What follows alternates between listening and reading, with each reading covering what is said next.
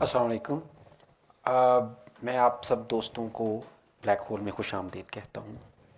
آج ہمارے ساتھ ڈاکٹر روش صاحب موجود ہیں اور عطر ضیاء صاحب موجود ہیں۔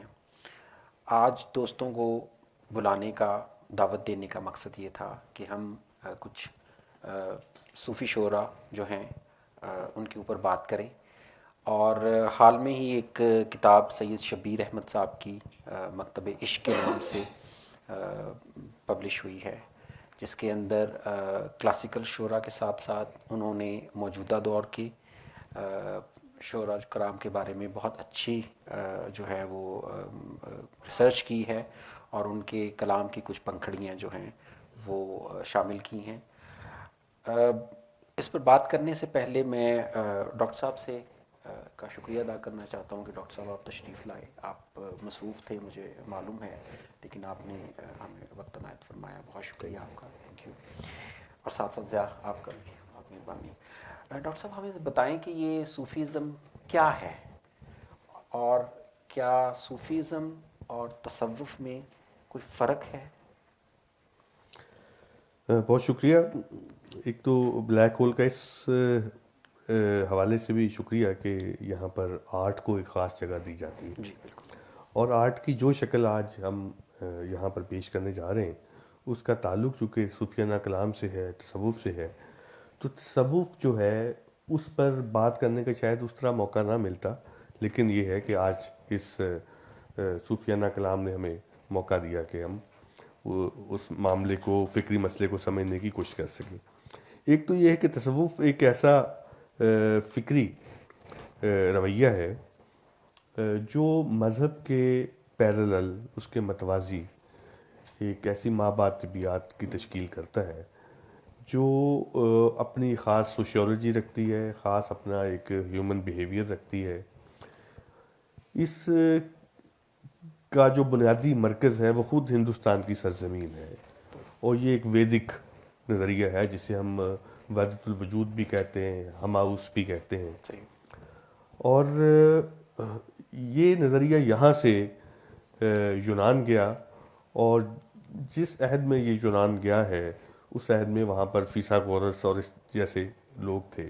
فیثاغورس ویسے تو میتھمیٹیشین کے طور پہ مشہور ہے، لیکن یہ ہے کہ اس کے فلسفے میں بھی بڑا درک تھا اس حوالے سے، اور انہوں نے جو وحدت الوجود ہے اس کو سمجھنے کی وہاں پر کوشش کی، اور اس کے بہت سارے فکری معاملات جو ہیں وہ یونانی حکمت کے اندر انڈلج ہوئے، اور اس کے بعد وہاں سے یہ جو ہے کرسچینٹی میں بھی آیا، اور کرسچینٹی سے یہ مسلمانوں میں آیا، یہودیت میں پھیلا، اور پوری دنیا میں یہ پھیلا۔ اب یہ ہے کہ ہمارے ہاں خاص طور پہ کلاسیکی شاعری میں، خود فارسی شاعری میں، اور اس کے علاوہ ہمارا جو میڈیول ایجز ہے، قرون وسطیٰ، جو حضرت مسیح کے بعد سے لے کر اور جدید دور کے آغاز تک پھیلا ہوا ہے، یہ دور جو ہے یہ تصوف کا دور ہے۔ یہ اپنی معیشت میں جاگیردارانہ ہے، اپنی سیاست میں بادشاہت اور شہنشاہیت ہے، اور اپنے فکری پیراڈائم میں یہ تصوف ہے۔ تو گویا جس طرح آج ہر چیز جو ہے ہم ریشنلزم اور سائنس کے اندر ہی رکھ کے دیکھتے ہیں، قرون وسطیٰ کے اندر ہر چیز تصوف میں رکھ کے دیکھیں۔ یہ بیسیکلی میڈیول ایجز کا انٹلیکچول ڈسکورس ہے۔ اوکے۔ ہر چیز اس کے اندر رکھ کے ہی دیکھی جاتی تھی۔ جو بھی انٹلیکچول کشمکش یا بڑے بڑے جو نریٹیوز ہیں، اس کی جو جنگ ہے میڈیول ایجز میں، وہ اس کے پیرامیٹر میں ساری لڑی گئی۔ اور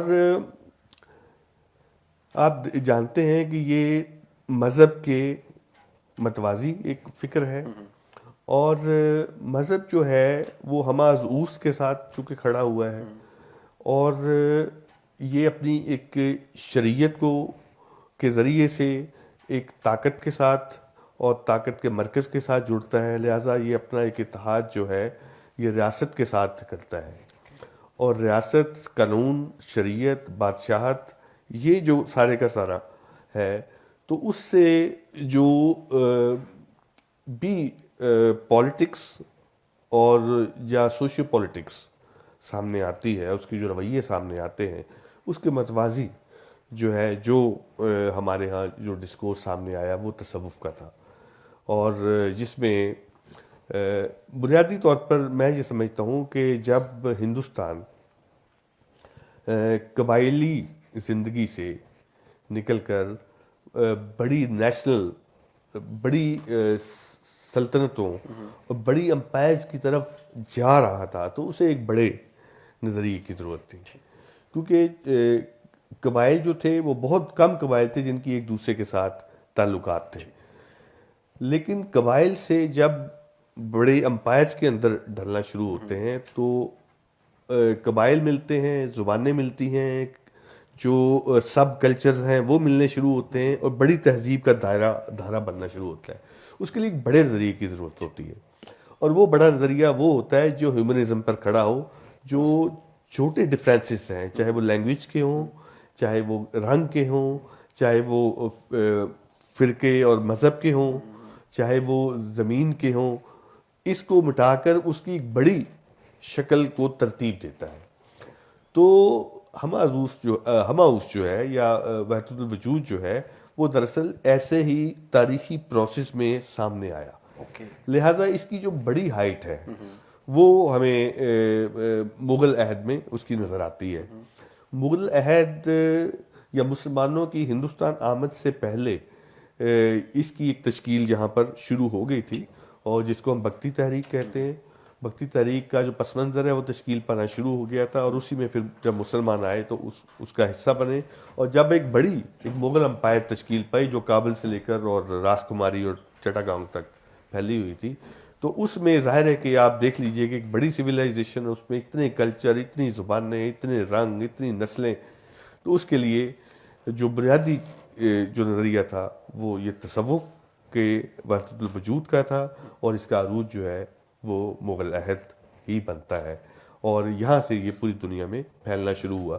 پنجاب اس کا بنیادی مرکز رہا، اپنی خوشحالی، اپنی زرعی خوشحالی، اور اس زرعی خوشحالی اور پانی اور 5 دریا اور نرم زمین، ان ساری چیزوں نے جو پنجاب کے اندر، جو اس وقت دلی سے لے کر آلموسٹ نیچے تک سندھ تک، اور پھر آگے ادھر پشاور کے راؤنڈ اباؤٹ تک پھیلا ہوا تھا، اوپر کشمیر تک، تو اس کی جو خوشحالی ہے، اس خوشحالی نے یہاں پر جو رویے فکری تشکیل دیے، جو جو ہے مابعدیت یا میٹافزکس تشکیل دی، اور جو مذہب کے رنگ تشکیل دیے، وہ ایسے تھے کہ وہ ایک قسم کا ایک ترکیبی رویہ تھا جس میں ہر چیز جو ہے وہ مکس ہوتی چلے گئی، حتیٰ کہ پنجاب جو ہے اپنا ایک فکری رنگ جو ہے وہ اس ترکیبی رویے میں بالکل ضم کر گیا، لہذا جو حملہ آور آئے وہ بھی اس کے اندر گم ہو گئے، جو فکر آیا وہ بھی اس کے اندر گم ہو گیا، جو اور عقیدے آئے وہ بھی اس کے اندر گم ہو گئے، یہ ایسی تھی۔ تو یہ جو آج صوفیانہ کلام ہے، جن 3 لوگوں کا ہم یہاں پر سننے جا رہے ہیں، ان میں سے 2 کا تعلق جو ہے وہ تو 17ویں صدی کے ساتھ ہے۔ سلطان باہو میرے خیال 1630 میں، بلے شاہ 1680 میں، اور شاہ حسین جو اپنا دوسرے جو میاں محمد بخش جو ہے یہ 1830 میں۔ تو گویا یہ جو ہمارے 2 بڑے شاعر ہیں یہ مغل زوال میں نمودار ہوتے ہیں، تو مغل زوال اور مغل، اور یہ سارا جو ہے اس کے ہم بعد میں بات کریں گے، اور میرا خیال ہے کہ اس کا آغاز کرتے ہیں سننے کا، اور پھر ساتھ ساتھ ہم بات بھی کریں گے۔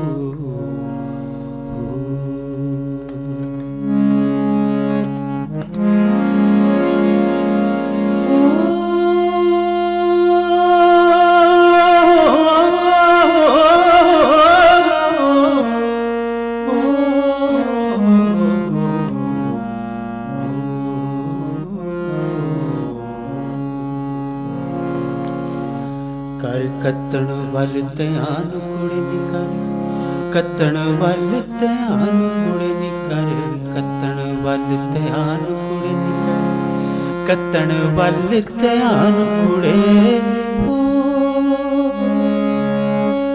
ਕਤਲਨ ਕਤਲਨ ਕਤਲੇ, ਕਤਲਨ ਕਤਲਨ ਕਤਲੇ, ਕਤਲੇ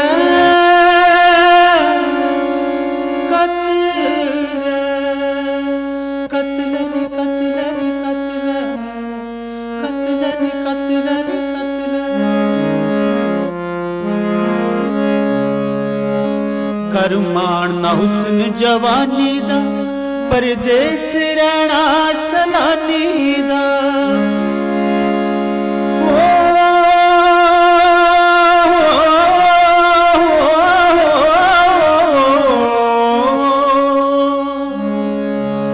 ਕਰ ਮਾਣ ਨਾ ਹੁਸਨ ਜਵਾਨੀ ਦਾ, ਪਰਦੇਸ ਰਹਿਣਾ ਸਲਾਨੀ ਦਾ। ਇਸ ਦੁਨੀਆ ਝੂਠੀ ਫਾਨੀ ਦਾ, ਇਸ ਦੁਨੀਆ ਝੂਠੀ ਫਾਨੀ ਦਾ ਨਾ ਰਹਿਣਾ ਨਾਮ ਨਿਸ਼ਾਨ ਕੁੜੇ ਨੀ ਕਰ, ਕੱਤਣ ਵੱਲ ਧਿਆਨ ਕੁੜੇ ਨੀ ਕਰ, ਕੱਤਣ ਵੱਲ ਧਿਆਨ ਕੁੜੇ ਨੀ ਕਰ, ਕੱਤਣ ਵੱਲ ਧਿਆਨ ਕੁੜੇ ਨੀ ਕਰ, ਕੱਤਣ ਵੱਲ ਧਿਆਨ ਕੁੜੇ।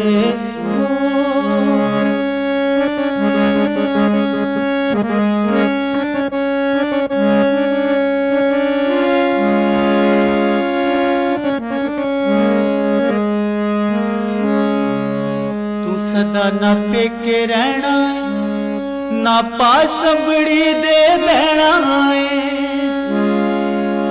ਓ ਮਾਂ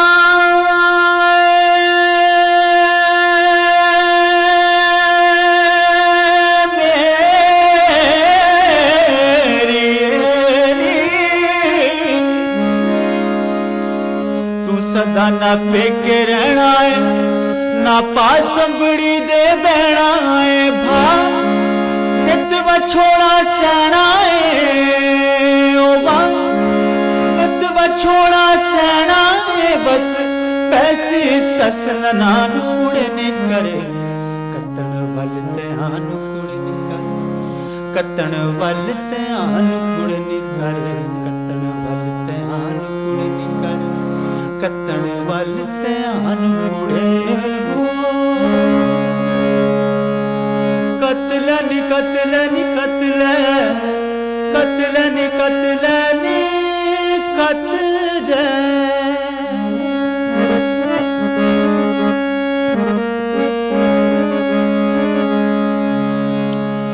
ਇੱਕ ਔਖਾ ਵੇਲਾ ਆਵੇਗਾ, ਸਭ ਸਾਕ ਸੰਗ ਭਜ ਜਾਵੇਗਾ।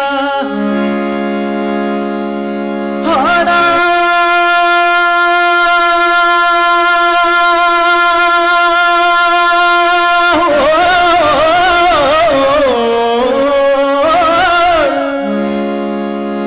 ਬੁੱਲੇ ਨੂੰ ਸਮਝਾਵਣ ਆਇਆ, ਪੈੜਾਂ ਤੇ ਪਰ ਜਾਇਆ।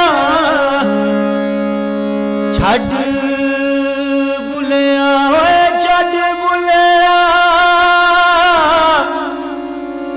ਛੱਡ ਬੁਲਿਆ ਬੁਲਿਆ, ਛੱਡ ਦੇ, ਛੱਡ ਦੇ ਬੁਲਿਆ ਓਏ ਛੱਡ ਦੇ ਬੁਲਿਆ। ਸਾਥ ਰਾਈਆਂ ਦਾ ਤੂੰ ਸੈਯਦ ਦਾ ਜਾ।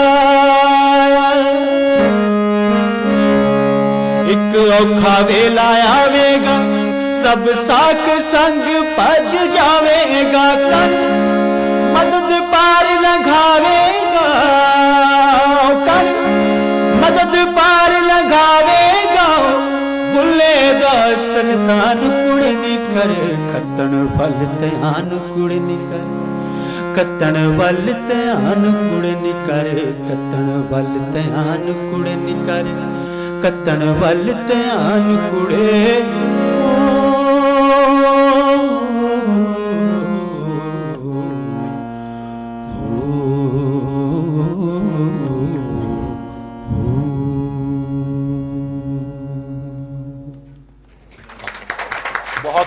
बहुत खूबसूरत। वाह। सैयद मोहम्मद अब्दुल्ला शाह उर्फ बाबा बुल्ले शाह, ये 1680 में बहावलपुर के शहर गांव एक उच्च शरीफ में पैदा होते हैं और वहाँ से जो है ये इनके वालिद सखी जो मोहम्मद हैं वो एक दरवेश शख्स हैं और वो वहाँ से उच्च शरीफ से साहिवाल के गांव करीब मलकवाल में आते हैं। मलकवाल में से एक साहब कसूर से एक साहब आते हैं जो इनके वालिद को, जो ख़ुद भी बड़े सूफ़ी तबीयत के हामिल आदमी थे, तो इनको कहते हैं कि आप कसूर की तरफ आ जाएं। तो ये फिर इस तरह कसूर की तरफ आते हैं। बुल्ले शाह को डॉक्टर साहब जब हम देखते हैं या बुल्ले शाह की हम चीज़ों को देखते हैं तो बुल्ले शाह के साथ बड़े एक उतार चढ़ाव की कैफियत रही है। कहीं पे बुल्ले शाह शुरू में जो है वो बाकायदा तरबियत देते हैं एक सेट इस्लामिक ट्रेडिशन के हिसाब से मदरसे के अंदर, फिर वो वहाँ से निकलते हैं और फिर एक और ही वो लहर में हैं। उसके बारे में हमें कुछ थोड़ा बताएं। और जब मैं ये देख रहा था कि जैसे कि एक रवायत में है कि बुल्ले शाह को दफन भी नहीं करने दिया गया उसमें, उस जगह पर और उस शहर में जो आज उनकी नाम की वजह से जाना जाता है पूरी दुनिया के अंदर, कुछ उनके बारे में। मैं इससे पहले थोड़ी सी प्लीज, बात कर लूँ प्लीज। ताकि वो पिछली बात जी से उसके साथ मैं ये कहना चाह रहा था कि जो इब्तदाई खुदा परस्ती की जो शक्लें हैं वो मज़ाहिर फितरत की सूरत में थी, चांद, सितारों, दरख्तों, दरियाओं को पूजने वाली, और उसके साथ फिर मैथोलॉजी का देवमाला का सातीरी दौर आता है जिसमें वो कहानियाँ और इंसानी रूप के साथ जो कह लें कि सुपर क्वालिटीज़ हैं उनको जोड़ के तो एक नई सूरत सामने आती है। ये दौर था जब कन्वर्ट हो रही थी कबायली निज़ाम ठीक सल्तनतों के अंदर। तो जब ये लोहे की दरियाफ्त हुई है तो इसने गोया टेक्नोलॉजी को बिल्कुल बदल के रख दिया और इस लोहे की दरियाफ्त ने जो फ़न हरब पर भी असरात डाले, सोशियोलॉजी पर भी असरात डाले। ये बिल्कुल जिस तरह आज कंप्यूटर इजाद हुआ है उसके असरात हैं, बिल्कुल लोहे के दरियाफ्त भी ऐसे ही थे। उसने अफकार पर भी असरात डाले। तो वो फ़न हरब से जो फतुहात और कब्ज़े जो सामने आए उससे बड़ी अम्पायर मेरा ख्याल है कि खुदा का जो तसव्वुर है जो हमें फ़लसफ़ी बताता है, मैं इस हवाले से बात कर रहा हूँ, तो तारीख़ दान जो हमें बताता है तो वो हमें यूँ लगता है कि जब सिफर की इजाद की ज़रूरत पड़ी या इन्फिनिटी की ज़रूरत पड़ी तो फिर हम खुदा के एक तजरीदी तस्वुर की तरफ जाते हैं, जो एक सीमेंटेड और जो कंक्रीट की से हम तजरीदी। अब ये जो एब्स्ट्रैक्ट गॉड है इसके साथ ही फिर क्यों कि नीचे भी सारा कुछ एब्स्ट्रैक्ट हो रहा था, चीज़ें घुल मिल रही थी, रंग, नस्ल, ज़ुबानें, फ़िक्र, कल्चर, हर चीज़। तो ये जो शिफ्ट है सारी की सारी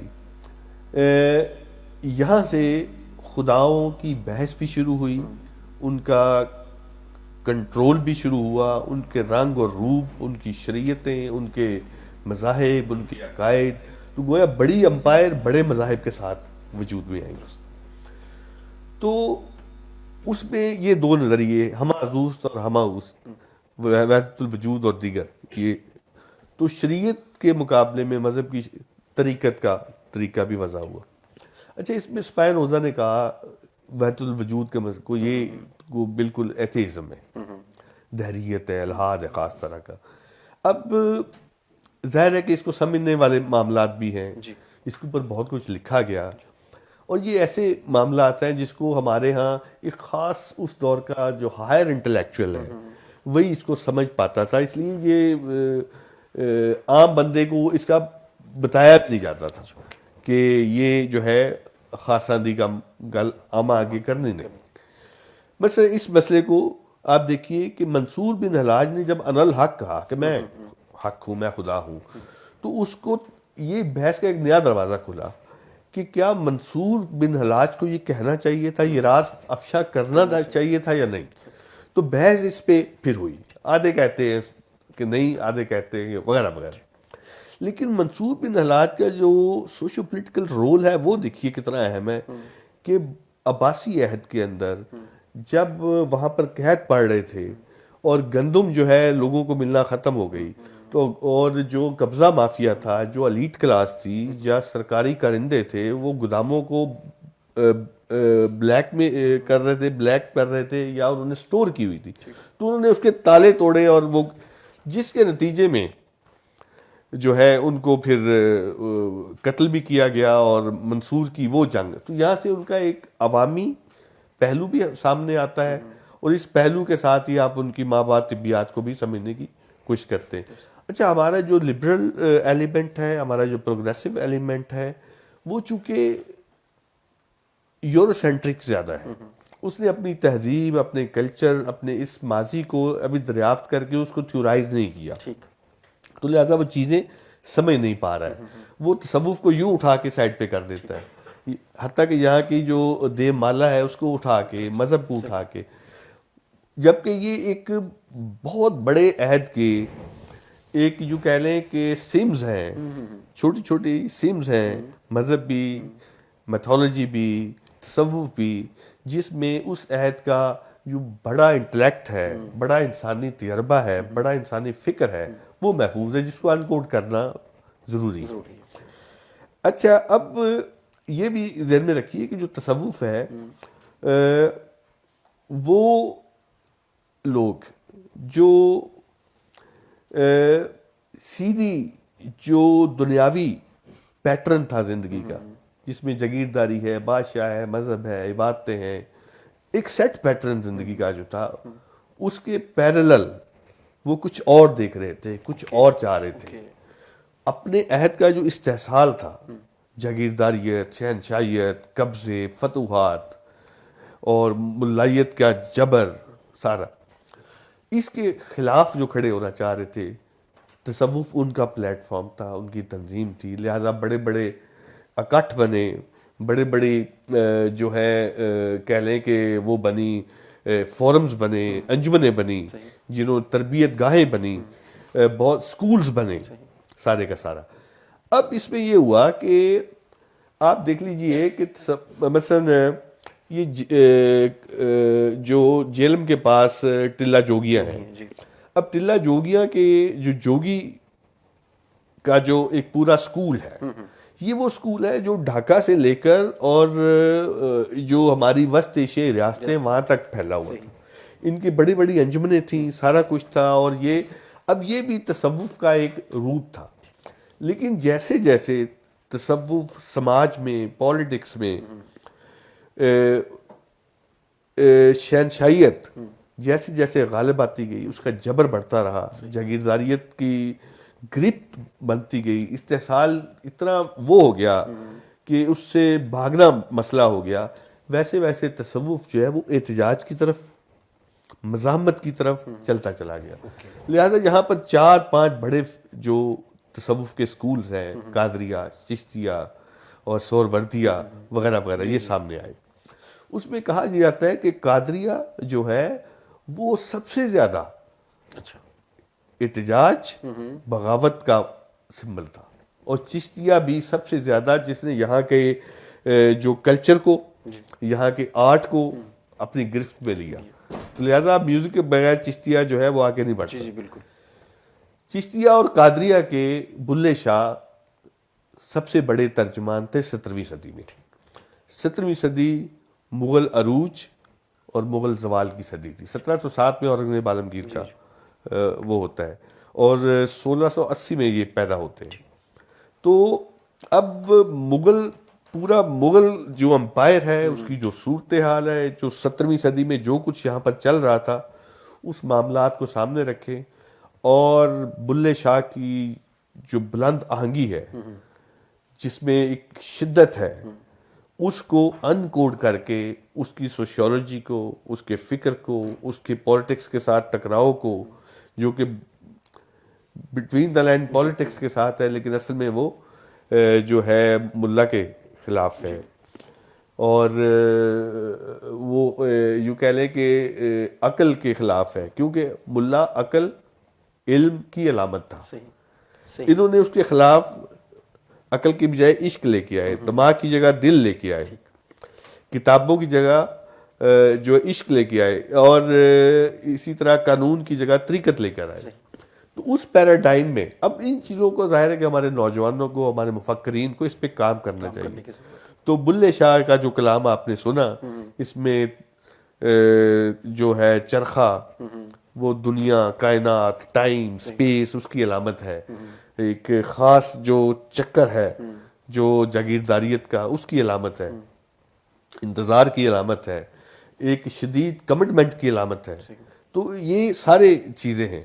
تو وہ جو آپ کہہ رہے ہیں کہ بلے شاہ جس طریقے سے، بلکہ میں سمجھتا ہوں کہ مسلم عہد کے اندر تصوف کا جو عروج ہے اپنے سیاسی سماجی معنوں کے اندر، بلے شاہ اس کا نمائندہ ہے۔ واہ واہ، بہت خوبصورت، بہت خوبصورت ڈاکٹر صاحب۔ ڈاکٹر صاحب یہ جس وقت یہ ہو رہا تھا، بلے شاہ تھے، تو ریلیجیس اسٹیبلشمنٹ اس وقت ان کے خلاف کس طرح سے جو ہے وہ ریئیکٹ کر رہی تھی، اور ریاست اس وقت ان کا اس میں چیزوں میں کیا کردار تھا؟ یہ تھوڑا سا اس کے بارے میں بھی ہمیں بتائیں۔ دیکھیے، ایک تو یہ ہوا کہ مکمل وحدت الوجودی ایک لہر بھی موجود تھی، ٹھیک، لیکن ایک لہر ایسی بھی موجود تھی جو شریعت کے ساتھ جن کا ایک ہم آہنگی بھی بن رہی تھی۔ اب اس میں ہم پرسنٹیج جو ہے وہ نکالنے کی کوشش کریں گے۔ یہ علاقے پہ بھی ڈیپینڈ کرتا ہے، ٹائم پہ بھی ڈیپینڈ کرتا ہے، اور اسٹریٹجی پہ بھی ڈیپینڈ کرتا ہے صوفیہ نے جو اپنائی۔ بہت سارے ایسے تھے جو صوفیہ جنہوں نے بڑی بڑے ملکیتیں، جاگیریں قبول کی، مثلا سہروردیہ کے حوالے سے آپ چیزوں کو جان سکتے ہیں کہ ان کے ہاں دولت کوئی مسئلہ نہیں تھا، ٹھیک، لیکن بہت سارے صوفیاء کے اسکولز ایسے تھے، ایسے مکتبہ فکر تھے جو وہ کھانا جو اپنی ضرورت سے زائد تھا وہ اس کو بھی رکھنے کے حامی نہیں تھے، وہ ملکیت کے بھی خلاف تھے، وہ بڑے شہروں، بڑے اثر و رسوخ بادشاہوں کے جو کہہ لیں کہ اثر کے علاقے تھے، وہ اس پہ رہنا بھی پسند نہیں کرتے تھے، وہ اس سے دور رہتے تھے۔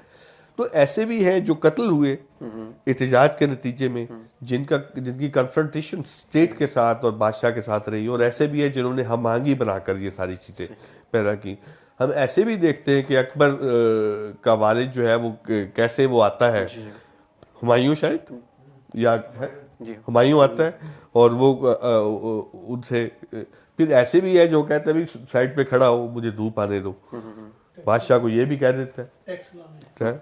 تو آئی مین یہ ایک عجیب فینومینا ہے جس کو ہمیں بہت سیریسلی اسٹڈی کرنا چاہیے، کیونکہ بہرحال ہماری جو کم از کم بھی 2000 سالہ 2500 سالہ جو یہاں کی سویلائزیشن ہے، اس کی انٹلیکچول تربیت، اس کے فن کی تربیت، اس کا آرٹ، اس کے فکر، اس کی مذہبیات، یہ سارا کچھ جو ہے اسی میں گندا ہوا ہے۔ عوام جو ہے وہ صوفیاء کے ساتھ تھے، اور ملا جو ہے وہ کہیں اور تھا۔ تو لہٰذا یہ جو ٹکراؤ ہے اسٹیٹ اور عوام کا اور صوفی اور ملا کا، یہ دراصل ایک ہے، اس کو ہمیں انکوڈ کر کے سمجھنے کی ضرورت ہے۔ بہت زبردست ڈاکٹر صاحب، یہ آج جو آپ نے باتیں کی ہیں، مجھے خود آپ یقین ماننے کہ بہت کچھ سیکھنے کا جو ہے وہ اس سے موقع مل رہا ہے، کیونکہ ہمارے میرا خیال ہے کہ اسکول لیول پر بھی، کالج لیول پر بھی، یونیورسٹی لیول پر بھی اس کے اوپر اس طرح کام نہیں ہو رہا جس طرح آپ کہتے ہیں کہ کام ہونا چاہیے۔ اس کی وجہ ہے، اس کی وجہ ہے، دیکھیے، ایک تو ہم غلام تھے، کولونائز تھے، تو برٹش کالونی جب ہم بنے ہیں تو انہوں نے یہاں پر کلونیل، ویسٹرن کلونیل ماڈرنزم ہمیں دیا۔ اب وہ پیور ماڈرنزم بھی نہیں تھا، جس کی بنیاد پر یورپ کے اندر رینیساں ڈیولپ ہوئی اور وہ پھر انڈسٹریل ریولوشن تک ہے۔ یہ کلونیل تھا، ایک مخصوص دینا تھا تاکہ یہاں پر ایک پڑھے لکھے، جدید پینٹ پہننے والے، اینٹی مغل، اینٹی اکبر، اینٹی تصوف، اینٹی کلاسک، اینٹی غزل جو ہے وہ ماڈرن مائنڈ پیدا ہو اور ان کے لیے کام کرے۔ لہٰذا وہ پیدا ہوا اور وہ کامیاب بھی رہے، وہ کامیاب رہے۔ لہٰذا یہ ہوا کہ جو ماڈرن مائنڈ ہے وہ اس لیے یورو سینٹرک ہے کہ وہ اس کی ساری ہمدردیاں، ساری کی ساری انسپریشن، ساری کی ساری جو ان کی ایسوسیشنز ہیں وہ ویسٹ کے ساتھ ہیں. وہ یہاں کی ہر چیز کو برا سمجھتے ہیں یا کمتر سمجھتے ہیں یا ڈسکس نہیں کرتے یا اس کو اپنی تحقیق کا، اپنے فکر کا حصہ نہیں بنانا چاہتے.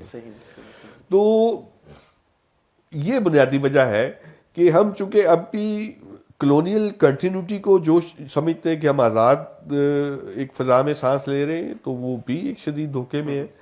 تو بہرحال یہ اسی کلونیل کنٹینیوٹی میں ہے. کلونیل کنٹینیوٹی آج بھی کلونیل ماڈرنائزیشن پہ کھڑی ہوئی ہے. یہ ماڈرنائزیشن جو ہے وہ ساری کی ساری تعلیم کے اوپر کھڑی ہے. یہ ذہن میں رکھیے، سر سید کی تعلیم کی تحریک جو ہے وہ دراصل کلونیل ماڈرنزم کی تحریک تھی. لہذا جتنے بھی اس دور میں اسکول بنے، کالج بنے، نصاب بنے، اساتذہ بھرتی کیے گئے، جتنے بھی ریسرچ کا کام ہوا، وہ سارے کا سارا کلونیل ماڈرنزم کی بنیاد پر ہوا. اس کے سارے ثمرات یورپ نے اپنی جیب میں ڈالے. وہ آج بھی جاری ہے. لہذا ہم یہاں کے اسکول سے پڑھیں، یونیورسٹی سے پڑھیں، یا یہاں سے پڑھنے کے بعد یورپ سے ہو کے آ جائیں، صورتحال ایک ہے اور وہ اپنی تسلسل میں ہے، کنٹینیوٹی میں ہے. یہ وجہ ہے کہ ادھر آنے کے لیے ہمیں ایک بڑی کایا کلپ چاہیے، بڑا انٹلیکچوئل میٹامورفسس چاہیے. اس کے لیے ظاہر ہے کہ کم لوگ ہیں. اب نوجوان جو ہیں، جو سنبھالنے والے ہیں، ادھر توجہ ہوں، انڈیجنس جو مقامیت ہے اس کو سمجھنے کی کوشش کریں. بڑی جو کلونیل امپائر تھی اس کے مقابلے میں پنجاب، وادی سندھ، یہ ان کا جو 5 7 8 20 ہزار سال کا جو ورثہ ہے علم کا، فن کا، آرٹ کا، ہر چیز کا، کیا وہ ضائع کر دیا جائے اردو کے نام پر یا تعلیم کے نام پر یا ماڈرنزم کے نام پر یا انگریزی کے نام پر؟ تو یہ جو سارا کلام جو آج ہم سن رہے ہیں یہ پنجابی کا ہے، اور پنجابی زبان وید کی زبان ہے. پہلی وید جب آریائی اس کو کراس کر رہے تھے تو تقریباً 1500 سال جہاں رکے، ان سالوں کے دوران پہلی وید اتر وید یہاں پہ لکھی گئی ہے. تو گویا تصوف کی جو بنیادیں ہیں وہ یہاں پر بنی ہیں، یہیں پر پھر آگے پروان چڑھی ہیں، یہی اس کا سینٹر رہا ہے.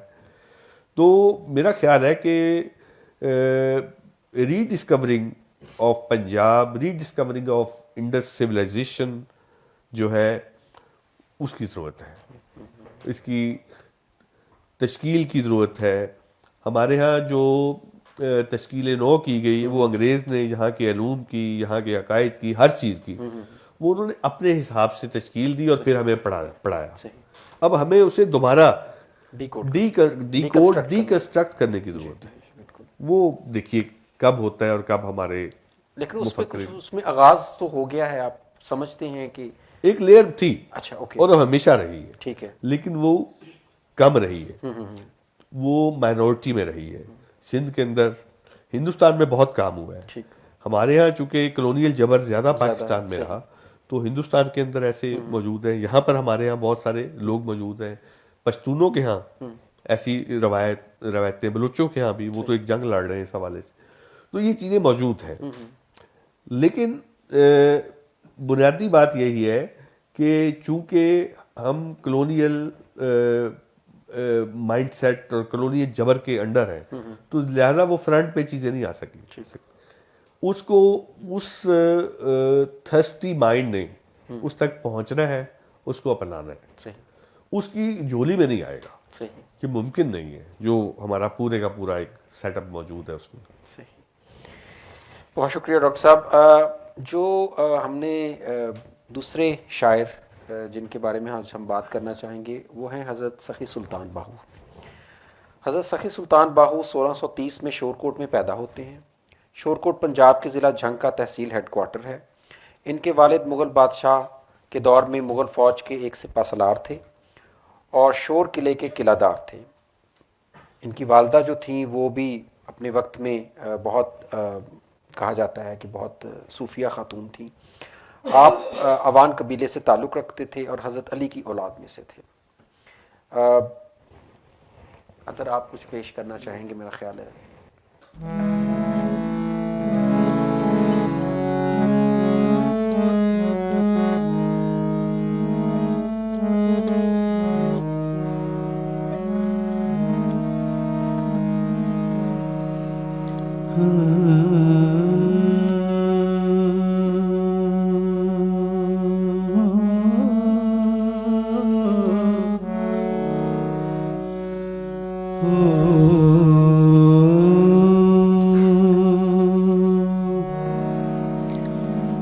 الف اللہ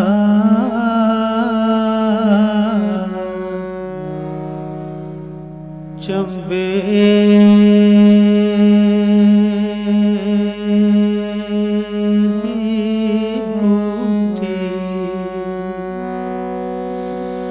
تے میرے من مرشد نے لائی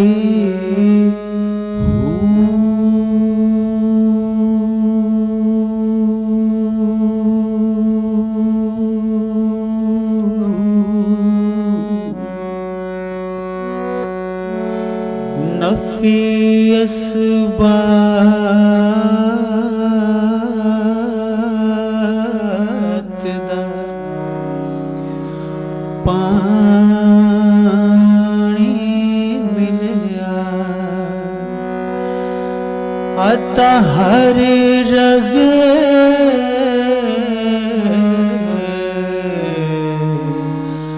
ہر جائی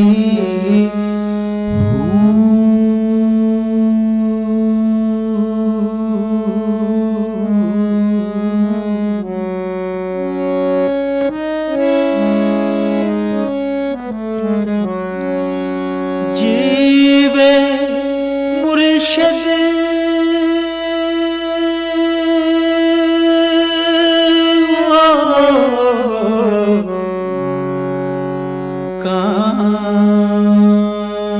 کامل بابو عطا جس بوٹی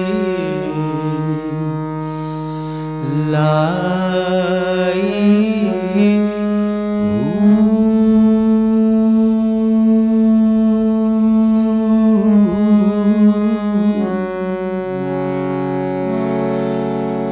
اے تن میرا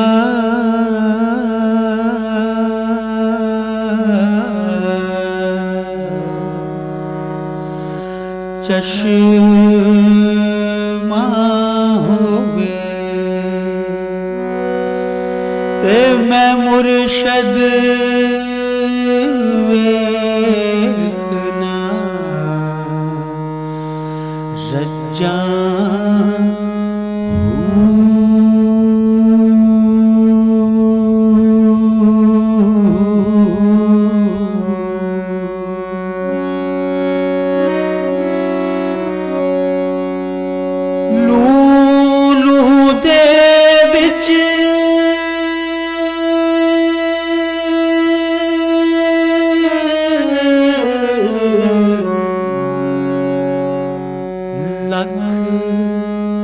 لکھ چشمہ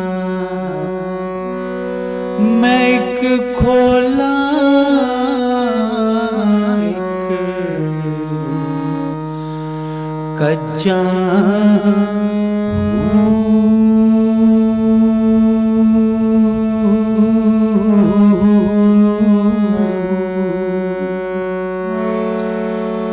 مرشد دا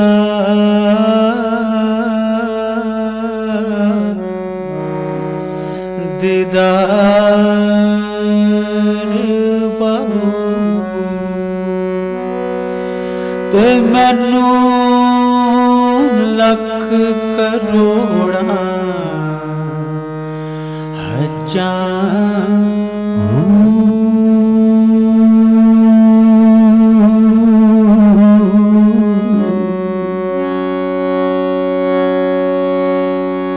بغداد شہر دی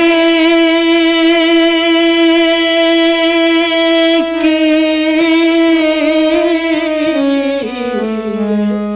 نشانی عطا اچیاں لمیاں چیڑاں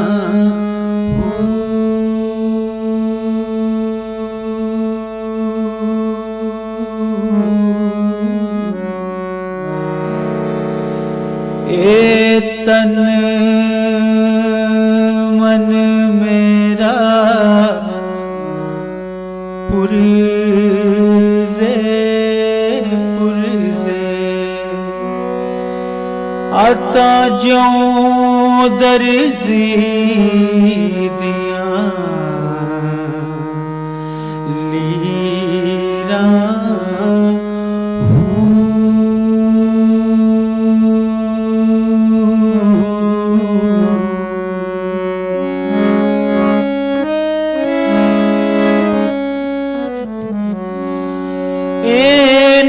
لیراں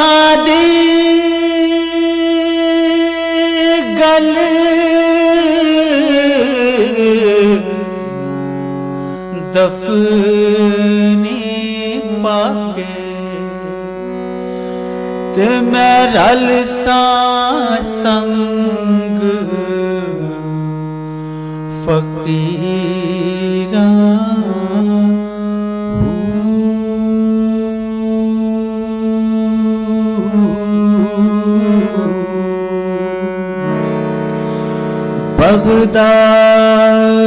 بغداد شہر دے میں ٹکڑے منگساں تے کرساں میراں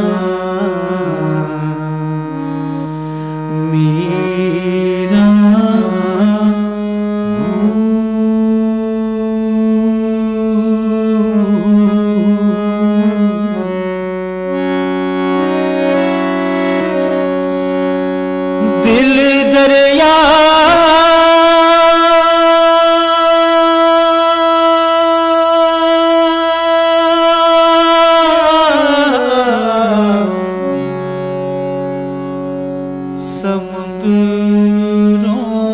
سمندروں ڈونگے عطا کون دلاں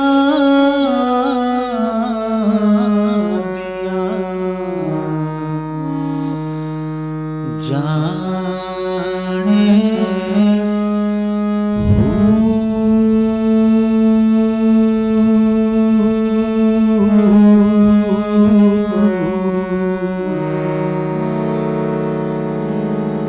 وچے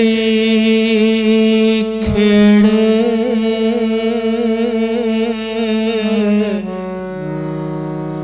عطا وچے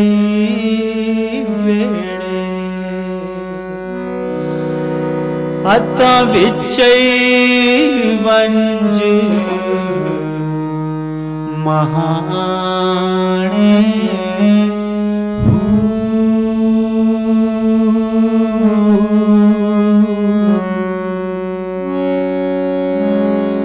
تاڑی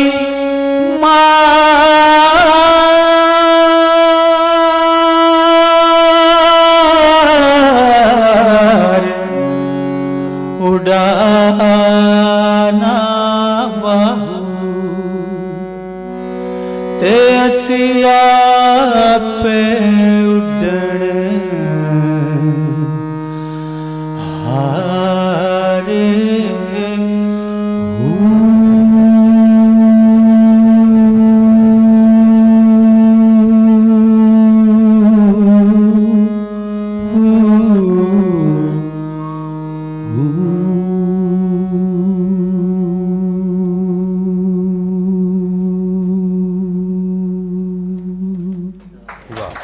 بہت خوبصورت، بہت خوبصورت، کیا بات ہے.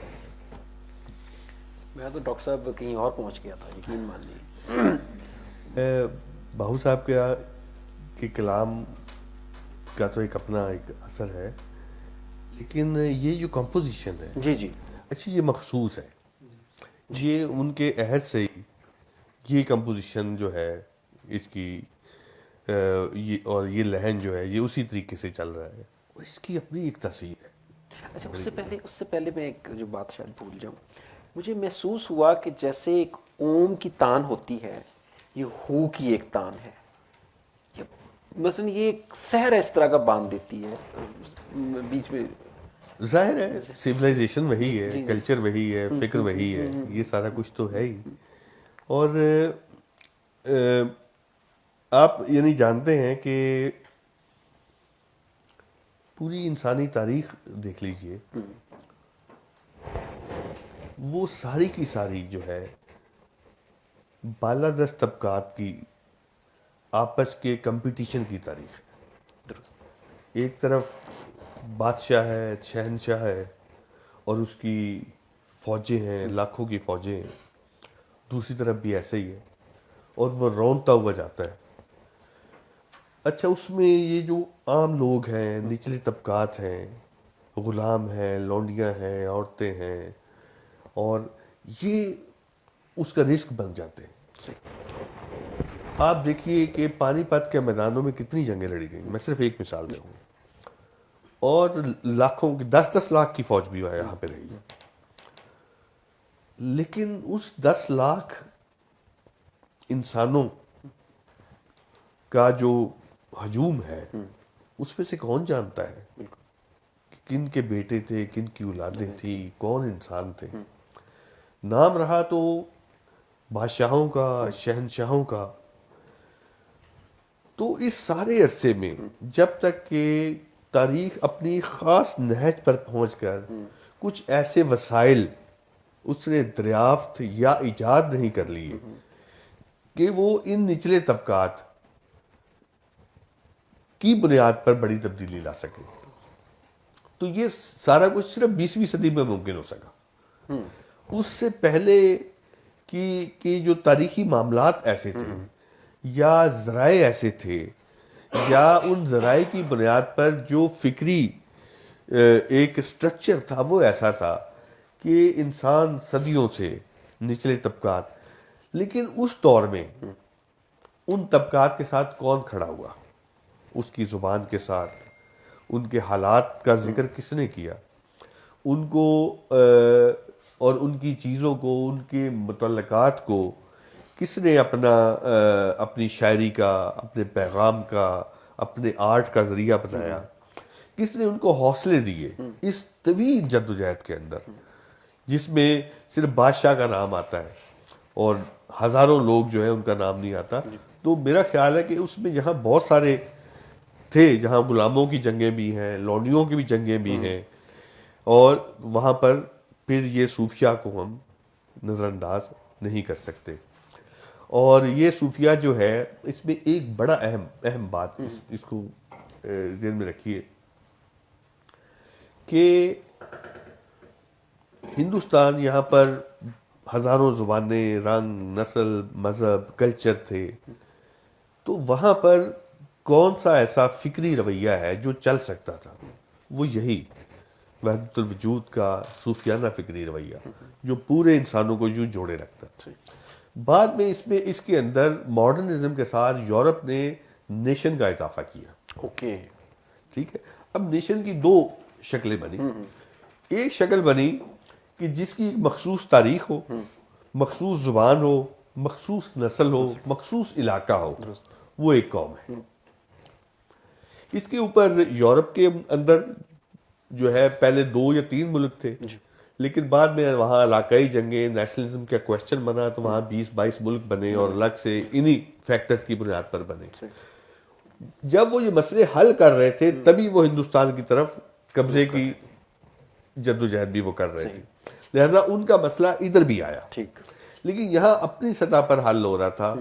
مثلا جب 18ویں صدی میں یہاں پر جو ہے سکھ اور اسی طریقے سے جو مختلف طبقات لڑ رہے تھے آپس میں، تو وہ دراصل اسی نیشنلزم کی طرف بڑھ رہے تھے. کیونکہ ایک چیز ہمیں ذہن میں رکھنی ہے کہ ہمارا اپنا ایک انڈیجنس مقامی نشاط ثانیہ بھی تھی, ایک ماڈرنزم بھی تھا, وہ مشین بیسڈ نہیں تھا. لیکن جس طرح یورپ کے اندر 15ویں صدی میں نشاط ثانیہ ہوئی اور ماڈرن عہد آیا, لیکن درمیان میں مشین ایجاد ہوئی اور پھر انڈسٹریل ریولوشن آیا, تو یہاں پر بھی وہ عمل شروع ہو چکا تھا. اس کا آغاز جو ہے وہ لیا جاتا ہے اکبر سے. تو اکبر جو ہے وہ ہندوستانی مقامی انڈیجنس ماڈرنزم کی علامت ہے, چونکہ اس کی ایک اپنی تہذیب ہے. یہاں کا ایک اپنا ماڈرنزم بننا تھا, یہاں کی اپنے ایک نیشنلزم بننا تھا. لیکن جب گورا آیا, اس نے پوری دنیا کی فتوحات کی, تو اس نے نیشنلزم کا ایک نیا تصور دیا. وہ کیا تھا کہ آپ اپنی مارکیٹ, اپنے جو مصنوعات, اپنی فتوحات اور اپنے اسٹیٹ کرافٹ اور اسٹیٹ جو ڈیمانڈ ہے اس کے مطابق آپ اتنا علاقہ لے لیں. اس میں چاہے مختلف مذاہب کے لوگ ہوں, مختلف نسل کے لوگ ہوں, مختلف رنگ کے لوگ ہوں, تو اس کو انہوں نے کہا کہ this is state nationalism. Pakistan state nationalism ہے, اس میں 5 قومیتیں موجود ہیں. جب پاکستان بنا تو سندھی, بلوچی, پنجابی اور پٹھان تھے. اب اس میں کئی دعوے دار اور آ گئے, سرائکی بھی آ گئے, ہزارہ والے بھی آ گئے, وغیرہ وغیرہ. تو اب یہ کہ اسٹیٹ نیشنلزم یہاں پر ہے, جہاں جو ڈفرینسز اتنے زیادہ ہیں, تو وہاں پر جو مذہب کی جو شکل سامنے آنی ہے وہ 2 طرح کی تھی. ایک وہ جس میں کہا گیا کہ ہم سب مسلمان ہیں, لہٰذا 2 قومی نظریے کی بنیاد پر ہمارے جو ایلڈرز تھے انہوں نے یہ سوچا کہ ہم مسلمان ہیں لہٰذا ہم اکٹھے رہ سکتے ہیں, تو انہوں نے پاکستان بنا دیا, وہ یہ مذہب کو بنیاد بنایا. لیکن ہم نے دیکھا کہ ایسا ہو نہیں سکا. بنگلہ دیش 25 سال بعد الگ ہو گیا, حالانکہ وہ مسلمان ہی تھے. تو اس کا مطلب ہے کہ محض مذہب کی بنیاد پر کیا رہا جا سکتا ہے, پھر یہ کویشچن سامنے آیا. پھر بلوچوں کے ہاں, پٹھانوں کے ہاں جو ڈفرینسز سامنے آئے, سندھیوں کے ہاں آئے, تو انہوں نے اس سوال کو اور زیادہ امپورٹنٹ بھی کر دیا اور گہرا بھی کر دیا. تو یہاں پر یہ سوال پھر پیدا ہوا کہ کیا جو صوفیاء کا جو طرز فکر تھا کیا وہ زیادہ ویلڈ ہے یا نہیں ہے. اس پر ہم آگے پھر بات بھی کریں گے, اس کو سوچیں گے. صحیح. تیسرے شاعر جو ہم نے جن کا انتخاب کیا تھا وہ حضرت میاں محمد بخش صاحب ہیں. اور میاں محمد بخش صاحب جو ہیں وہ ان کی جو سیف الملوک جو ہے اس کے بارے میں کہتے ہیں کہ آپ نے سیف الملوک کی داستان سفر عشق اپنے مرشد اور بڑے بھائی جناب میاں بہاول بخش رحمۃ اللہ علیہ کی فرمائش پر لکھی. انہوں نے کئی کتابوں میں یہ قصہ پڑھا تھا اور آپ سے فرمائش کی کہ یہ قصہ منظور کریں, تو پھر یہ قصہ انہوں نے لکھا. اور اس کے بارے میں جو کہا جاتا ہے کہ جب یہ آپ نے لکھا تو جاتے ہیں پشوؤں کو, تو پھر وہ بہت لوگ آتے ہیں, ایک بندہ ادھر سے گا رہا ہے, ایک ادھر سے گا رہا ہے, تو وہ پورا ماحول بنا ہوتا ہے. میاں محمد بخش کو بہت زیادہ کیا جاتا ہے. اس میں شاید جموں کا زیادہ اثر ہے اس لیے وجہ سے شاید, لیکن ہے وہاں پہ, تو اس کا انگ بھی تھوڑا سا میرا تو وہ یاد سے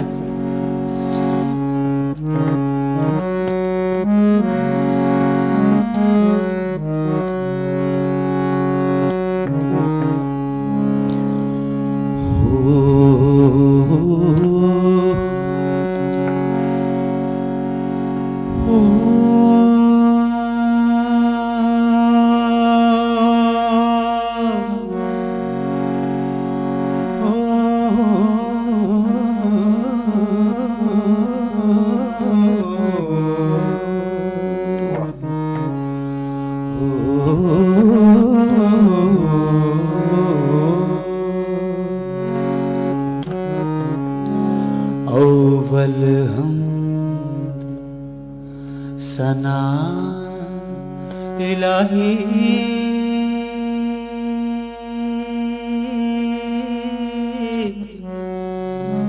جو مالک ہر ذات. اول حمد ثنا الہی ਜੋ ਮਾਲਿਕ ਹਰ ਹਰ ਦਾ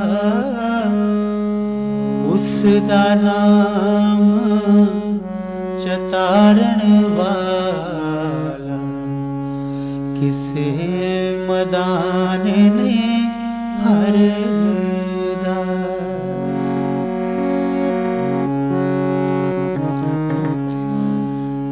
ਚੰਗਿਆਂ ਦਾ ਤੇ ਹਰ ਕੋਈ ਬਣਦਾ ਤੂੰ ਮੰਦਿਆਂ ਦਾ ਵਾਲੀ ਇੱਕ ਵਸੀਲਾ ਤੇਰੇ ਨਾਂ ਦਾ ਅਮਲੋਂ ਝੋਲੀ ਖਾਲੀ ਲੋਏ ਲੋਏ ਭਰ ਲੈ ਪਾਂਡਾ ਜੋ ਤੁਧ ਪਾਂਡਾ ਭਰਨਾ ਹੋਏ ਸ਼ਾਮ ਪਈ ਬਿਨ ਸ਼ਾਮ ਮੁਹੰਮਦ ਘਰ ਜਾਂਦੀ ਨੇ ਡਰਨਾ ਸ਼ੀਸ਼ ਮਹਲ ਵਿੱਚ ਕੁੱਤਾ ਵੜਿਆ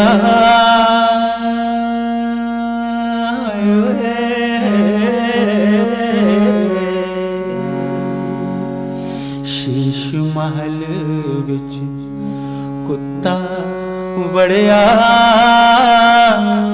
ਉਹਨੂੰ ਕੁਝ ਸਮਝ ਨਾ ਆਵੇ ਜਿਸ ਪਾਸੇ ਉਹ ਚਾਤੀ ਪਾਵੇ ਉਹਨੂੰ ਕੁੱਤਾ ਹੀ ਨਜ਼ਰੀ ਆਵੇ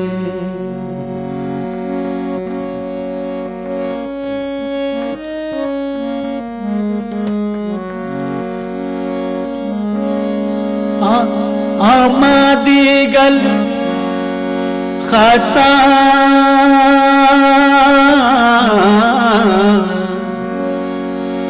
ਆਮਾ ਬੇਅਖਲਾਸਾਂ ਗੱਲ ਨਹੀਂ ਮੁਨਾਸਿਬ ਕਰਨਾ ਮਿੱਠੀ ਖੀਰ ਪਕਾ ਮੁਹੰਮਦ ਕੁੱਤਿਆਂ ਅੱਗੇ ਤਰਨਾ ਉਹ ਢਾ ਦੇ ਮਸਜਿਦ ਢਾ ਦੇ ਮੰਦਰ ਤੇ ਢਾ ਦੇ ਜੋ ਕੁਝ ਢਹਿੰਦਾ ਇੱਕ ਬੰਦੇ ਦਾ ਦਿਲ ਨਾ ਢਾਵੀਂ ਰੱਬ ਦਿਲਾਂ ਵਿੱਚ ਰਹਿੰਦਾ ਤੂੰ ਵੀ ਆਖੇ ਮੇਲਾ ਮੇਲਾ ਤੇ ਮੈਂ ਵੀ ਆਖਾਂ ਮੇਲਾ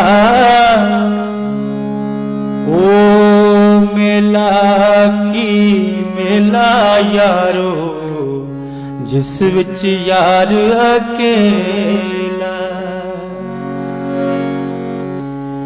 ਤੂੰ ਵੀ ਆਖੇ ਬੇਲੀ ਬੇਲੀ ਤੇ ਮੈਂ ਵੀ ਆਖਾਂ ਬੇਲੀ ਉਸ ਵੇਲੇ ਦਾ ਕੋਈ ਨਹੀਂ ਬੇਲੀ ਜਦ ਜਾਨ ਅਕੇਲੀ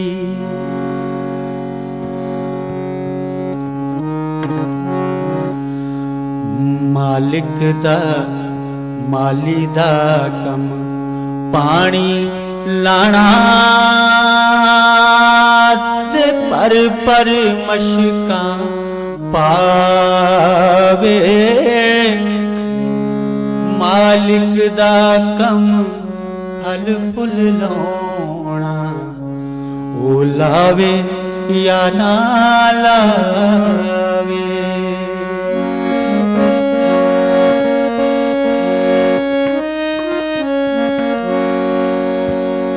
ਚੋਗ ਜਿਨਾ ਦੀ ਮੋਤੀ ਹੋਵੇ ਉਹ ਨਹੀਂ ਚੁਗਦੇ ਦਾਣੇ ਗੈਰਾਂ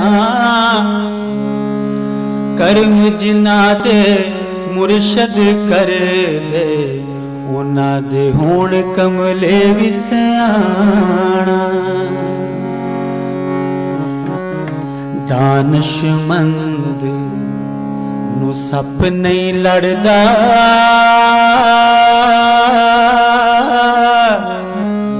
ਇੱਕੋ ਰੁੱਡੋਂ ਦੋ ਵਾਰੀ ਮੁੜ ਮੁੜ ਤੱਕੇ ਖਾਵਣ ਮੁਹੰਮਦ ਮਤ ਜਿਨਾ ਦੀ ਮਾਰੀ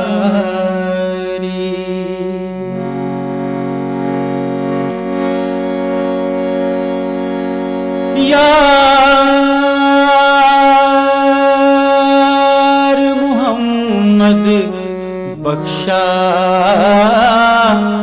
तेरा जग तेरे ते सदाई मरदा रहना। वाह, बहुत क्या बात। वाह। अच्छा सेल भाई, जी भगत कबीर का नाम जी बहुत बड़ा नाम है हमारी सूफियाना रवायत में। इनके मतलब कोई पता नहीं है कि इनका मज़हब क्या था, क्योंकि बाद में ज़ाहिर है कि हमने उस बुनियाद पे उनको देखना शुरू किया। इसी तरीके से हज़रत निज़ामुद्दीन औलिया हैं तो उनके दरबार पे भी हिंदू भी जाते हैं, सिख भी जाते हैं, सारे जाते हैं। फिर इसी तरीके से हज़रत नानक हैं तो उनको मानने वाले सिख कहलाए, लेकिन वो खुद क्या थे कोई पता नहीं। ठीक है, तो ये सूफी का कमाल है कि उसने अपने आप को फ़िरके के हवाले से और मज़हब के हवाले से कैसे अलग कर लिया और वो सब के लिए काबिल कबूल हो गया। गोया उसकी फ़िक्र जो सब के लिए काबिल कबूल हो गई। हिंदुस्तान की तारीख पे अगर नज़र दौड़ाएं तो ये जो वहदतुल वजूदी भक्ति फ़िक्र है, इसका जो हमारा लोकल जो मॉडर्निज्म है उसका इजहार अकबर के यहाँ सबसे पहले हुआ। अकबर ने जो पॉलिटिकल निज़ाम वज़ा करने की कोशिश की और उसके ऊपर जो फ़िक्र तश्कील दी वो भक्ति थी, जिसके ख़िलाफ़ पे रद्द अमल आया और हज़रत मुजद्दिद अल-फ़सानी ने वहाँ पर उसको रिएक्ट किया और वो एक ख़ास फ़िक्री सतह पर एक ये जंग हुई वहदतुल शऊद की, वहदतुल वजूद की, जिसे हज़रत शाह वलीउल्लाह ने बाद में ये कहा कि ये इनमें कोई फ़र्क नहीं है इसमें। लेकिन उस दौर में ये दो बयानिए सामने आए। एक बयानिया वो था जो अकबर लेके आ रहा था। अकबर के ज़हन में ये था कि हम इसको तसव्वुफ़ की बुनियाद पर हम इसको पोलिटिसाइज कर दें और उसकी बुनियाद पर तश्कील दें यहाँ के पॉलिटिकल निज़ाम को, यहाँ के फ़िक्र। गोया रियासत जो है वो गोया एक सूफियाना फ़िक्र में ढलने जा रही थी। अच्छा, इसको यूँ भी हमें समझना चाहिए कि जो अकबर है वो मुगल जो है वो जिन मेरा ख्याल शायद नक्शबंदियों के यहाँ के ज़रिए से उनके बहुत सारे जो है इनके एक मिलिट्री जो कह लें कि एक हासिल थी मदद यहाँ, तो उनका बहुत असर था दरबार के अंदर भी। तो फिर अकबर के ख़िलाफ़ जब आप जानते हैं कि मुजद्दिद अल-फ़सानी जो थे उन्होंने फ़ौज के अंदर ज़्यादा काम किया और ज़ाहिर है कि फ़ौज के अंदर जो काम किया जाए उसका जो थ्रेट है, उसका जो असर है वो दरबार पर या रियासत पर उसका ज़्यादा होता है। तो बाद में उसकी वजाहतें भी देनी पड़ी अकबर को और उन्होंने जो पीछे वस्त एशिया में जो खतूत लिखे उसमें उन्होंने कहा कि ऐसा नहीं है, मैं मुसलमान हूँ लेकिन मेरा ये जो है एक वो सारा لیکن یہ حقیقت ہے کہ اکبر نے جن بنیادوں پر اپنے سسٹم کو ڈیولپ کیا فکری بنیادوں پر، وہ خود مغل دور کا اور میڈیول ایجز میں ہندوستان کا عروج تھا. بعد میں اس کو کسی نہ کسی سطح پر چلایا، لیکن اس سے ڈائیورٹ ہوتے چلے گئے. بعد کے اس کے جو آنے والے بادشاہ تھے، جہانگیر ہے، اورنگزیب ہے، وغیرہ وغیرہ. اب اس کی جو بڑی جنگ ہے، آخری جنگ جو ہے، فکری جنگ، وہ داراشکو اور اورنگزیب کے درمیان لڑی ہے. اب داراشکو جو ہے آپ جانتے ہیں کہ وہ وحدت الوجود انٹلیکچوئل تھے، صوفی تھے، اور آپ جانتے ہیں کہ یہ جو لاہور کے اندر شاہی قلعہ ہے، یہاں سے ایک رستہ باقاعدہ جو ہے میاں میر کے دربار تک جاتا تھا، اور وہ صبح نماز کے بعد وہ سیدھا وہاں جاتے تھے، اور پھر یہ ان کا ڈیلی کا معمول.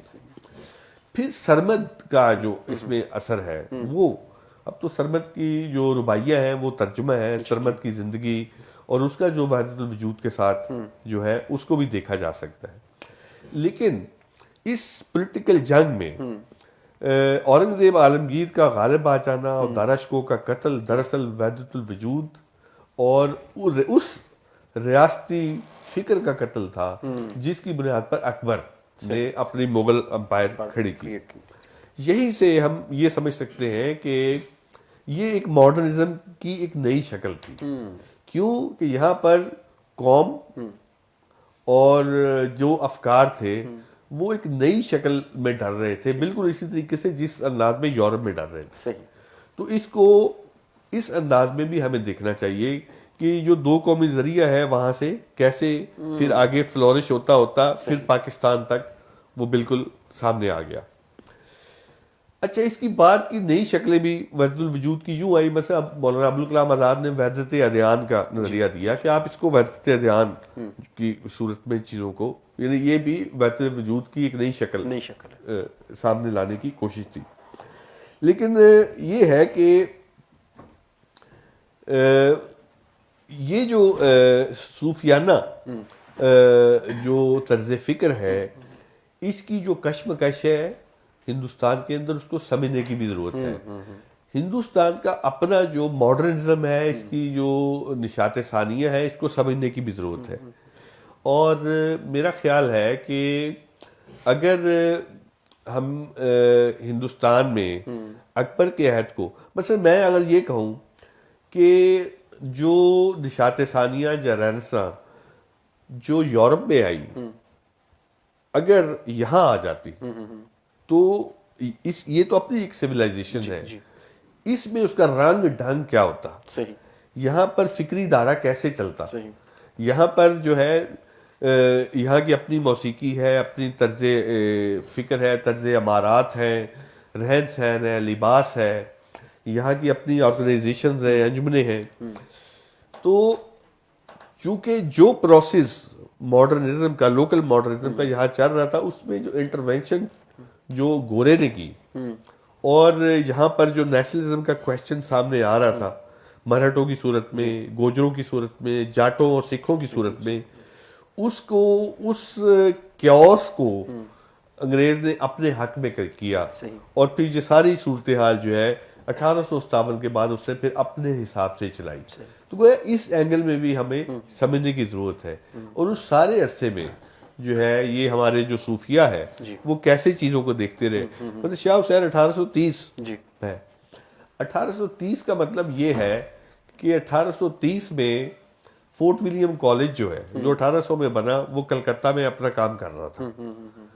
یہاں پر فورٹ ولیم کالج پہلا ایک کہہ لیں کہ ایسٹ انڈیا کمپنی کا وہ ادارہ ہے جس میں سول سرونٹ آتے تھے، ان کی یہاں پر تربیت کر کے اس کے بعد ان کو مختلف علاقوں میں کمپنی کے ملازم کے طور پر بھیج دیا جاتا تھا. اس وقت دلی میں کیا چل رہا تھا یہ ہمیں بالکل دیکھنا چاہیے. اور خود جو ہے آپ یوں دیکھ لیں کہ حضرت شاہ ولی اللہ کو فوت ہوئے تقریباً 100 سال ہو چکا تھا. تو یہ ساری باتیں ہیں جن کو انٹر لنک کر کے ہمیں دوبارہ سمجھنے اور ری تھنک کرنے کی ضرورت ہے. اور اس کو پھر ان سارے پیراڈائم کے اندر بھی ہمیں سمجھنے کی ضرورت ہے، جسے ہم بظاہر محض ایک موسیقی سمجھ رہے ہیں، محض ایک صوفیانہ کلام کو جھوم کے ہم چلے جاتے ہیں وہ اتنی سادہ بات ہے نہیں. میں یہ کہنا چاہ رہا ہوں. بہت خوبصورت ڈاکٹر صاحب, بہت خوبصورت آپ نے جو ہے. نہیں تو سن لیا جائے اور ایک سنا دیں پنکھڑی, پھر اس کے بعد سوال لے لیں. اس کے بعد ہم اس کو جھومنے والے ہیں. ہاں ٹھیک ہے, ٹھیک ہے, جس یہ زیادہ بہتر ہے, یہ زیادہ بہتر کہ ہم اس پہ اینڈ بھی کر لیتے ہیں, گفتگو تو چلے چلتی رہے گی. چلیے ٹھیک ہاں ہے, جی. اس کے آپ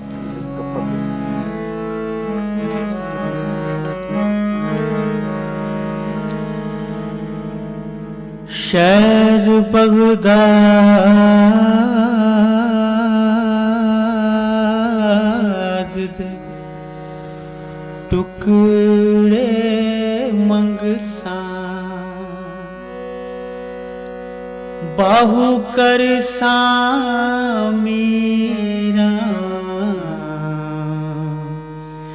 میراں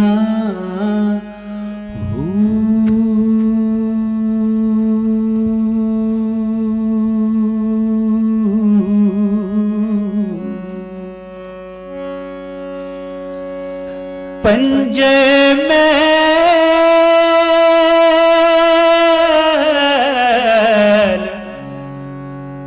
پنجاں وچ چانن آتا دیوا کت ول تریے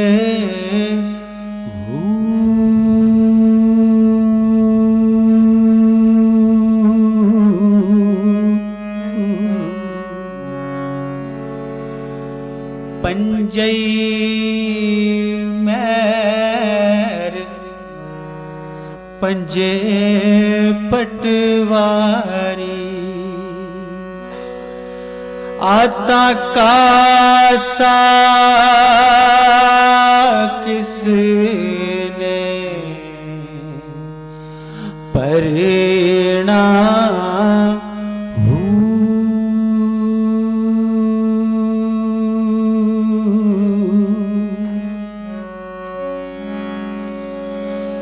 پنجئی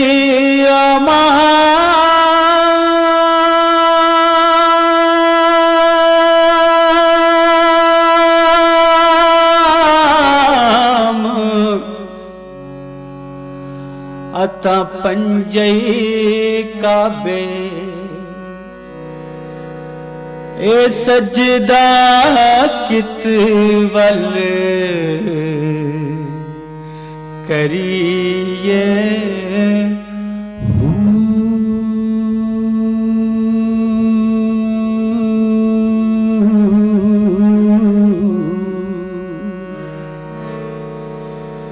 باہو جے سیب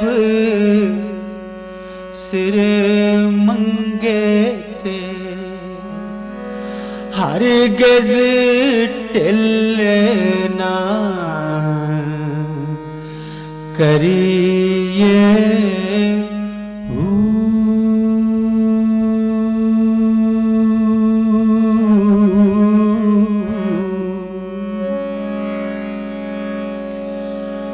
لولو دے وچ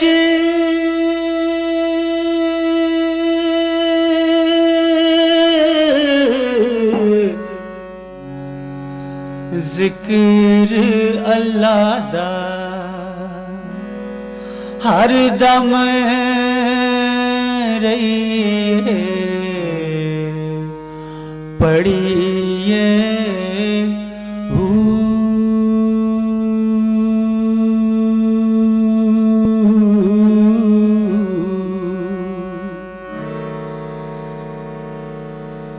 ظاہر باطن اے نائی باہو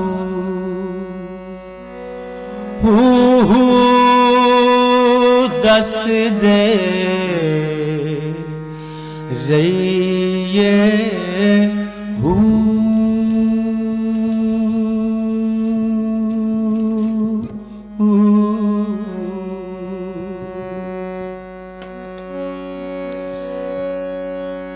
میں قربان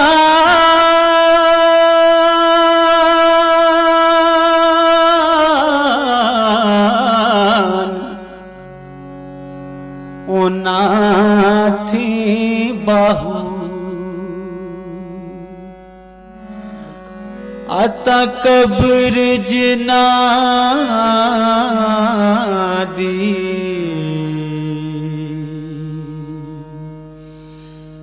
जीवे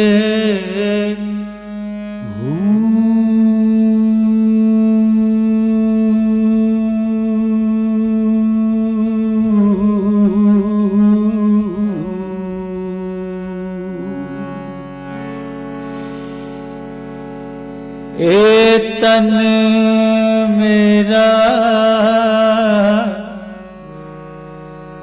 चश्मा होवे ते मैं मुर्शद वेखना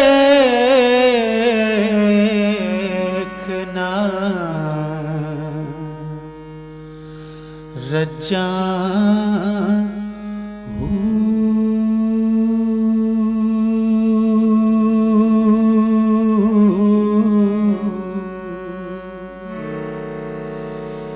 इतना डिठिया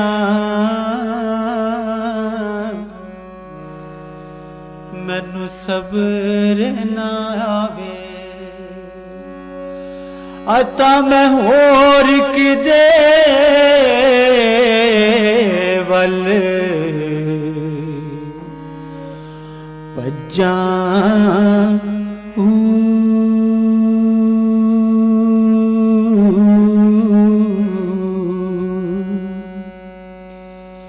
ताड़ी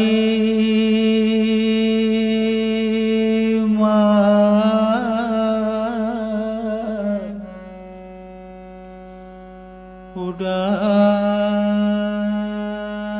उड़ाना बहु ताड़ी मार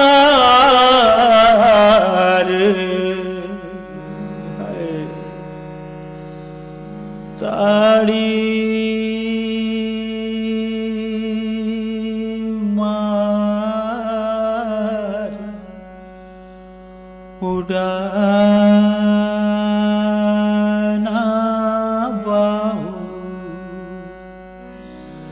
ते असिया पे उड़न हारे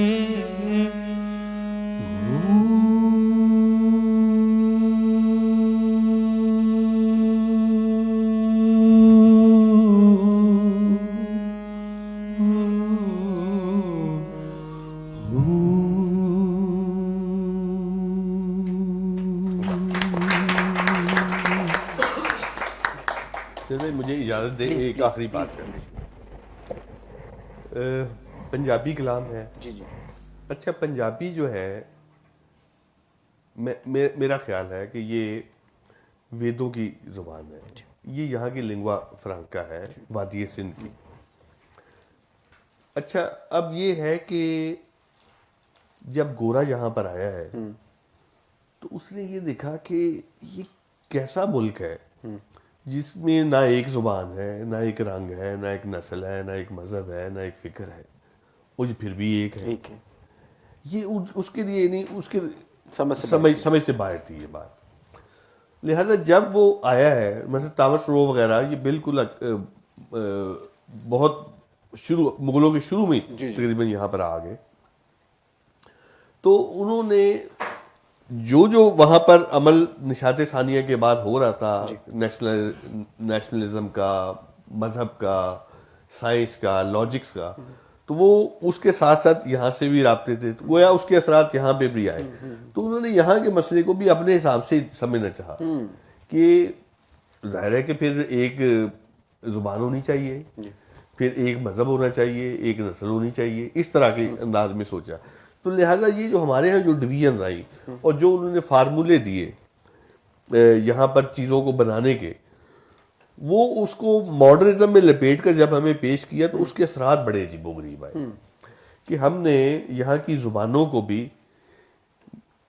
अजीब अंदाज में समझा। ठीक मतलब यहाँ की जो लिंगवा फ्रांका है वो कहीं पर सिंधी कहलाई, कहीं पर हज़ारवी कहलाई, हज़ारी, کہیں پر ہندکو کہلائی، کہیں پوٹھواری کہلائی، کہیں سرائکی کہلائی، کہیں پنجابی کہلائی اور کہیں اردو کہلائی. کہیں اردو زبان ایک ہے. ٹھیک. یعنی پنجابی کا جو اربن لہجہ ہے جس میں جو زیادہ تر کہہ رہے ہیں کہ فارسی حکمرانوں جی کی قربت میں جو بنی وہ اردو بنی، کیونکہ اس میں فارسی عربی الفاظ زیادہ تھے. صرف یہ فرق ہے. صحیح. جس پنجابی یا ہندی میں فارسی عربی زیادہ الفاظ ہیں وہ اردو کہلائی. تو گویا ہم نے جو انگریز ہمیں زبانوں کا فارمولہ دے کے گیا اس میں جب ہم الجھ کے رہ گئے تو اس میں ہم نے بڑا نقصان اٹھایا. ڈفرینسز بہت کریٹ ہوئے. مطلب آج پنجابی سرائکی کا، پنجابی سندھی کا یا اور اس طرح کے جو اردو اور پنجابی کا جو ہے، تو میرا خیال ہے کہ ہونا تو یہ چاہیے تھا کہ یہاں پر کوئی ایسا نظریہ زبان تشکیل دیا جاتا جس میں ایک خاص وحدت پیدا ہوتی.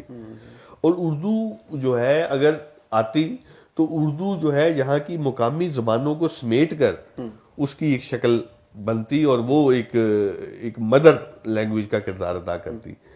لیکن ہوا یہ کہ اس جو نوبادیاتی تصور کے ساتھ جو الگ الگ زبانوں کے تصور بنے ایک ہی اس میں رہتے ہوئے، اس کا نقصان کیا ہوا کہ ہم نے اپنی پچھلی انڈس ویلی کی 5000 سالہ تاریخ کا جو وزڈم ہے، جو انٹلیکٹ ہے، جو اس کے فنون ہے، جو اس کا سارا علمی سرمایہ ہے، وہ ہم نے ضائع کر دیا. تو یہ جو آج کچھ ہم نے سنا ہے یہ اسی کی آخری چھوٹی بہت مثالیں ہیں. تو ہمیں اس انداز میں بھی سوچنا چاہیے. میں بہت شکر گزار ہوں آپ کا بھی بہت شکریہ آپ کا بھی سیل بھائی اور اپنے بہت سب دوستوں خوبصورت. کا. آپ نے ہمیں جو ہے بہت چیزیں سیکھنے کو ملنی ہیں آپ سے. اور اطہر آپ کا بھی بہت بہت شکریہ. آپ لوگوں کا آنے کا بھی بہت بہت شکریہ.